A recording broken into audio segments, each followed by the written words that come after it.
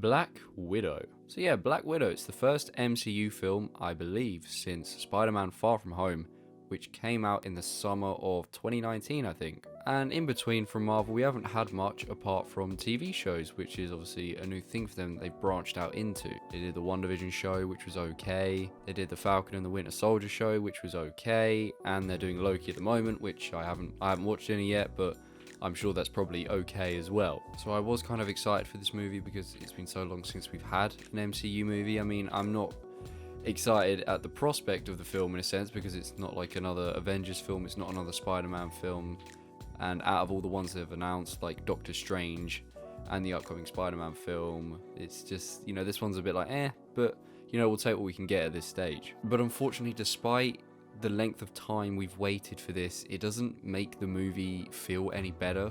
You could see it as sort of a case of like, well, this is all we've got, so we're gonna say it's a decent movie. But for me, I didn't really have a very good time with this movie. I was kind of bored. And if I was to compare it to other MCU movies, for me, this is on the level of like Thor: The Dark World, which, as we know, is everyone's pretty much least favorite MCU film out of the lot. I'm not exactly saying it's as bad as that, but it's with that group rather than the top group. The plot of this movie, obviously, it's a little fumbled. It's a little bit confusing when you've just seen trailers as to when this is set, because obviously Natasha dies in Endgame. Spoiler alert, but I mean, if you haven't seen that, then why are you watching this? And initially I thought this was set between Infinity War and Endgame, like what she was getting up to between the blip. But actually this is set after Civil War, like quite soon after, when she's broken up from the Avengers and she kind of goes on her own personal mission. Now this mission involves stuff to do with her backstory, like the man who raised her and made her what she is, how she's this, like a super soldier. No serums or anything, but she's badass. And she is part of this organization, where all these girls are trained, and it's trained by some big boss who is, of course, a dickhead because he's like kidnapping these girls. And now Natasha wants some sort of revenge, and that's basically your plot. That's your movie. Now this didn't interest me that much. Obviously, Natasha's past has always remained a mystery. It's kind of one I didn't really want to be, solved. Or I prefer her story unsolved. I kind of like that aspect to her where you don't know where she's come from. You don't know what she's been through in the past. You don't know her past adventures. She's just got all this cool knowledge and skill, but you don't know why. This film sort of delves into that, but not actually that much. It delves into parts of it, but I wouldn't call this movie a backstory on Natasha Romanoff. It's just some segments. You see a few flashbacks. You meet some people from her past, and that's kind of where it ends. They bring a so-called family into this, but it's not a real family. It's a step family that involves like a stepmother, a stepfather, a stepsister, I guess you'd say. And for me, I didn't like any of these characters. I found all of them pretty uninteresting and kind of cringy. Obviously, I don't think any of these actors are Russian, and they're all putting on a Russian accent. Now, I'm by no means a teacher of accents, but it's one of them when you're watching, it feels like these are people putting on accents, because especially for David Harbour, the guy who plays the stepfather, you've just heard him as an American in everything else he's played pretty much.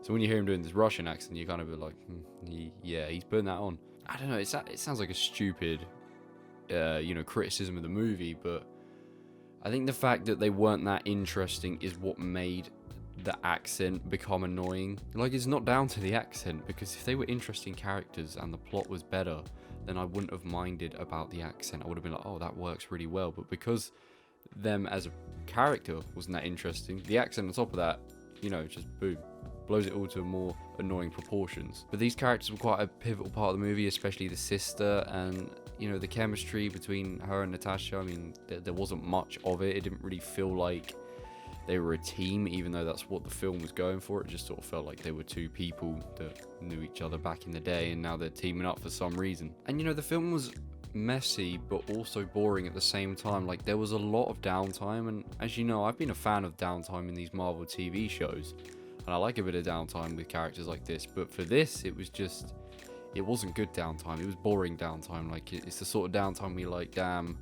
you're checking your watch, you're like, when's the good stuff gonna happen? Can we have an action fight scene, please? And this plot followed a cliche route in the end. It just sort of went down a path that at first you don't really know where the movie's going, so you can't predict it, but when it comes, when you see how they're setting it up about midway through, you kind of know where this movie's going, where it's going to end up, who's going to live, who's going to die. Like, you can sort of feel it all. And then when it comes to humor, you know what it's like with Marvel humor. Sometimes it feels so out of place, and sometimes it just works. For this, it felt out of place. I gotta say, the jokes didn't land for me. The humor just wasn't there. It felt forced. It felt like what you've got in a lot of the older Marvel movies, where it's like they're saying a line and you think no one in your position would say that line ever.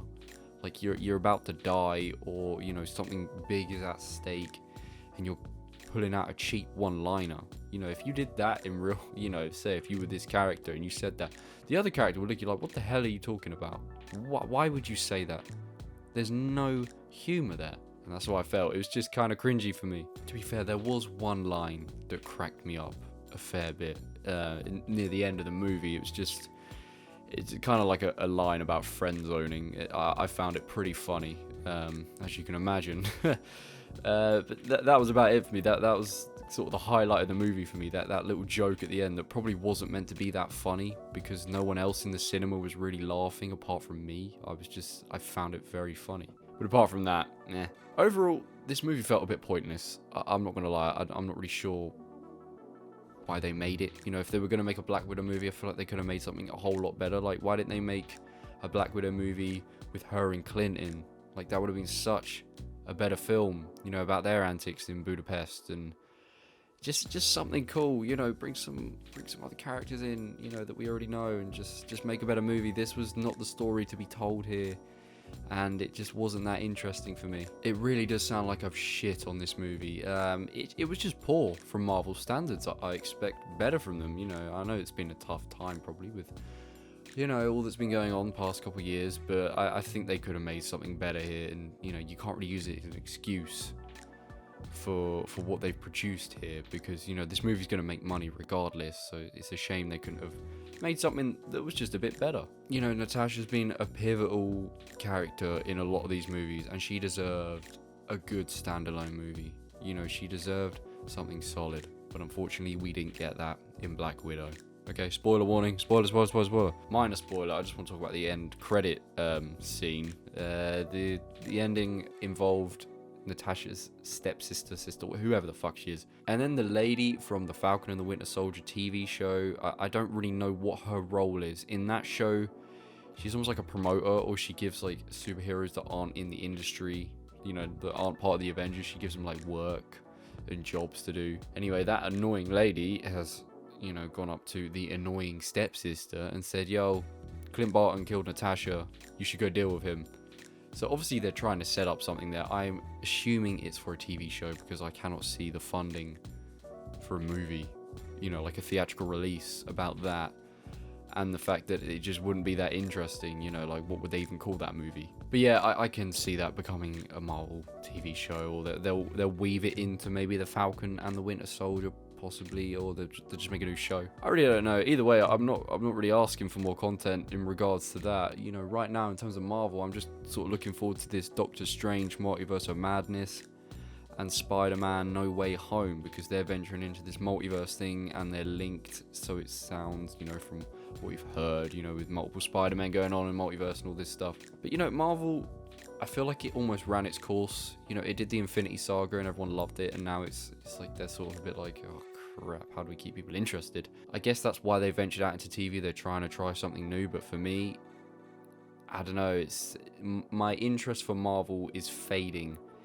in a sense. It's not gone though by any means. I just think it's faded, probably for a lot of people as well.